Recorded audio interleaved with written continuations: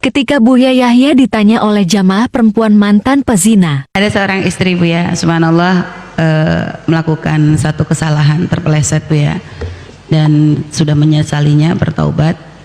Akan tetapi ternyata dan dia mengakui ketika melakukan pelanggaran tersebut dikarenakan punya suami yang sangat-sangat keras, kasar, sehingga akhirnya ya istri akhirnya terpeleset ke dalam satu kemaksiatan yang besar. Dan dia bertaubat Bu ya, dia sangat menyesali dosanya, dan subhanallah suaminya tuh tahu Bu ya dengan kemaksiatan tersebut. Dan yang unik gitu ya, setelah suami tahu tentang kesalahan besar istrinya itu, suaminya berubah Bu ya.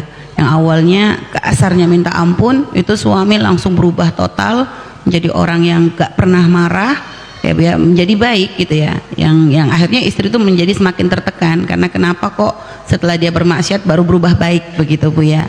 Akan tetapi suami ini satu sisi sangat cinta kepada istrinya Bu ya, untuk mencerai istrinya tidak mau, akan tapi suami itu selalu nangis kalau ingat kesalahan istrinya, dan kadang di saat emosi tidak tertahankan tuh suka mengungkit kesalahannya tersebut Bu ya, kesalahan istrinya, sedangkan istri itu sudah benar-benar bertobat, tiap saat dia selalu nangis.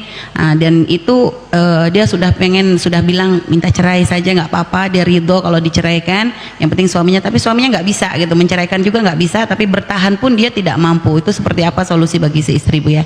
Baik, ini saja Bu ya, terima kasih. Seorang perempuan yang pernah melakukan kehinaan, ketahuilah wahai hamba Allah, problem tidak boleh Anda selesaikan dengan problem.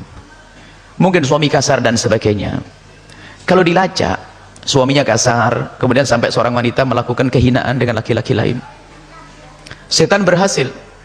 Sebab kita ketidaknyamanan di dalam rumah tangga seseorang, sebuah keluarga, setan kalau menyuruh berzina tidak langsung suruh berzina, dibuat dulu tidak nyaman.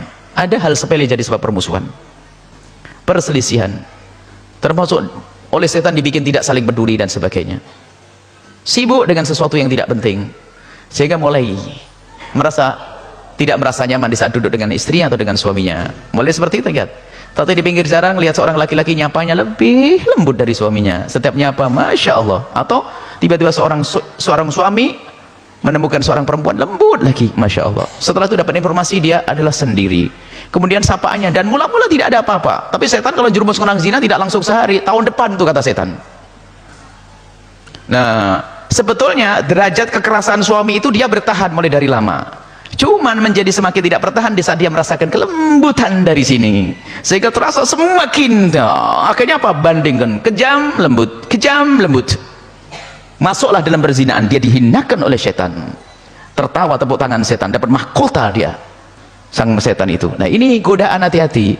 Jangan kalau punya problem rumah tangga, jangan nuruti hawa nafsu emosi yang ada di dalam hati Anda.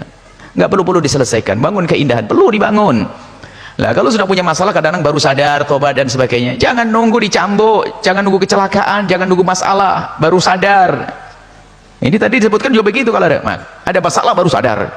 Baik apapun bentuknya, yang seorang wanita tersebut insya Allah wanita yang dimuliakan karena dia mau tobat. Tapi ingat, kalau Anda terjerumus gara-gara yang seperti itu, nanti akan ada lagi. Kalaupun Anda menikah dengan laki-laki lain, pola permasalahannya ada lagi, dan bisa saja masuk dalam perzinaan lagi. Permasalahan adalah Anda sudah tidak takut dengan kehinaan. Kalau orang takut kepada Allah nggak akan masuk bab itu dalam keadaan apapun. Bahkan kaidahnya biasanya kalau dikasari suami itu semakin dingin. Makanya kalau ada wanita seperti itu kalau datang kepada kami akan kami lacak, mungkin dia juga punya kesalahan. Bagaimana kok dia punya kecenderungan dengan yang lainnya? Biasanya wanita kalau dihajar sama suaminya dingin, sampai tidak ada kepikiran untuk melayani dan sebagainya. Syahwat tidak akan tumbuh lagi biasanya.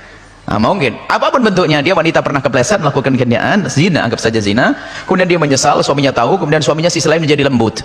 Baik, maka kelembutan itu adalah bagi Anda adalah keindahan untuk semakin bisa tobat bagi wanita tersebut. Keindahan suaminya lembut, bagi yang ditanyakan tadi, perempuan tadi, adalah kalau suaminya lembut, baik, ini adalah keindahan bagi Anda, tobatnya semakin gampang dan tidak usah pusing. Tinggal lo kenapa kok suami saya kok masih ngungkit dan sebagainya.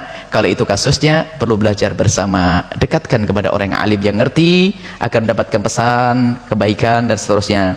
Kadang karena mungkin tidak mengerti kalau itu dosa. Mengungkap perzinaan adalah juga dosa, jadi perlu belajar gitu saja. Sampaikan kepada yang bersangkutan, suaminya sama istri duduk bareng, belajar sama-sama, mendengar kemuliaan dan berjanji, komitmen, dan tidak usah minta cerai. Cari suami susah, nanti jangan dianjurkan cerai, tidak gampang. Nanti temu cerai kemarin sahabat suami nyempeleng seminggu sekali, ini balas setiap hari dapat tempelengan nanti setiap hari.